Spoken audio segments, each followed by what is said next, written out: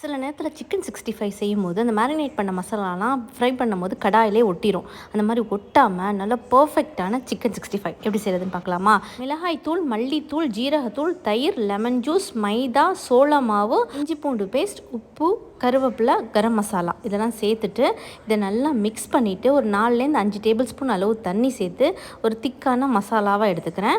அதுக்கப்புறம் 250 gram boneless சிக்கனை சேர்த்து அதை நல்லா மிக்ஸ் பண்ணிவிட்டு ஒரு அரை மணி நேரத்துலேருந்து 1 மணி நேரம் வரைக்கும் ஃப்ரிட்ஜில் வச்சுருங்க. நல்லா மசாலாலாம் அப்போ தான் அந்த கோழியில் நல்லா அப்சார்வ் ஆகும். அதுக்கப்புறம் ஒரு கடாயில் கொஞ்சமாக எண்ணெய் சேர்த்துட்டு எண்ணெய் நல்லா சூடு வந்த பிறகு ஒவ்வொரு சிக்கனாக எடுத்து போட்டுட்டு மீடியம் ஃப்ளேமில் வச்சு உடனே பரட்டாமல் ஒரு 2 நிமிஷத்துக்கு பிறகு லைட்டாக அப்படியே மிக்ஸ் பண்ணி விட்டுட்டு மறுபடியும் அப்படியே விட்டுருங்க. அடுத்த ஒரு 2-3 நிமிஷத்துக்கு பிறகு எடுத்துடலாம். ஒரு 7 நிமிஷத்தில் சிக்கன் சூப்பராக வெந்திருக்கும். இதே மெஷர்மெண்ட்டில் ட்ரை பண்ணிங்கன்னா கொஞ்சம் கூட கடாயில் ஒட்டாமல் சூப்பராக வரும். ட்ரை பண்ணி பார்த்துட்டு எனக்கு எப்படி இருந்துச்சுன்னு கமெண்ட் பண்ணுங்கள்.